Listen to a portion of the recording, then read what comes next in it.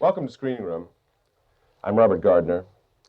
It is characteristic of the independent film movement that its practitioners show considerable personal and individual style. This is not true of feature films or public service documentaries or often industrial films, which show a kind of predictability and sameness about them. In the case of independent filmmaking, of course, there are imitators, but most of them are real individualists.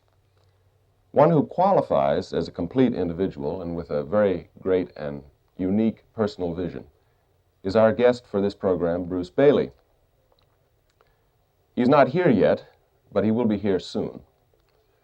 I've read somewhere that he's called the anchorman of the West Coast cinema, or the West Coast Underground. But I feel somehow that this rather mixed metaphor doesn't describe him very well.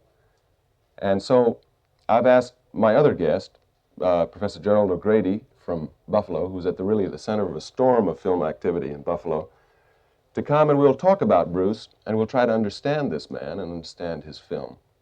Well, Jerry, if you decided to go out for a breath of fresh air, why, we would have had some problems here. But I think it's very characteristic in a way of Bruce to want to be on the outside. This is part of his life, or a big lot.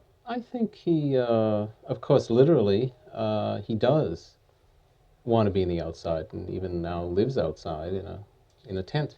Yeah. Almost as an American Indian, but more even to the point I think he likes to be both places at once, inside and outside. I think the films will show this, that he's essentially someone who merges.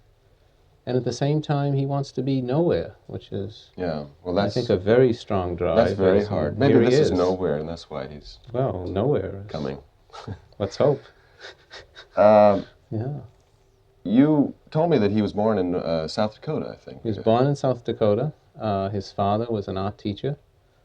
He later went to the University of Minnesota and studied under Jerry Liebling, who now teaches here at Hampshire. Well, Jerry was at that time, I suppose, that was that back in the 60s or something? Or 50s? No, even early, the 50s. Yeah. Jerry was making films about wild geese and things like that, I guess. Well, and Indians, about the American Indians, who Bruce, of course, grew up close to and has returned to in his films. Here's Bruce now. So. Hi, Bruce. Yeah. How are you, Bruce? Yeah. We're just talking about where you came from, and I mean, not from outside, but... way back in South Dakota, and back I was just talking about... Go ahead and sit down, I'll put this on. Jerry, you had something that I thought was very appropriate to perhaps read, which gave a kind of starting point for understanding. Yeah, I myself have been, working on Bruce, and a horrible way to put it. And have two students. You feel worked over, Bruce? No, it's Jerry? an attempt to empathize. I think he knows that. I hope. And I have two graduate students who are working on him, and Bruce has kept notebooks, which he's deposited at the Anthology Film Archives, and he's given Jonas Mekas permission to send them to us. So we've been reading. There's, long volumes of them. Mm-hmm.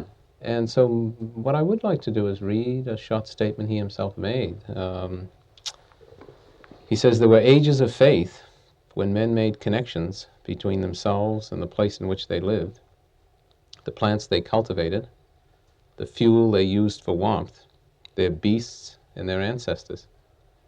My work will be discovering in American life those natural and ancient contacts through a contemporary form, the motion picture."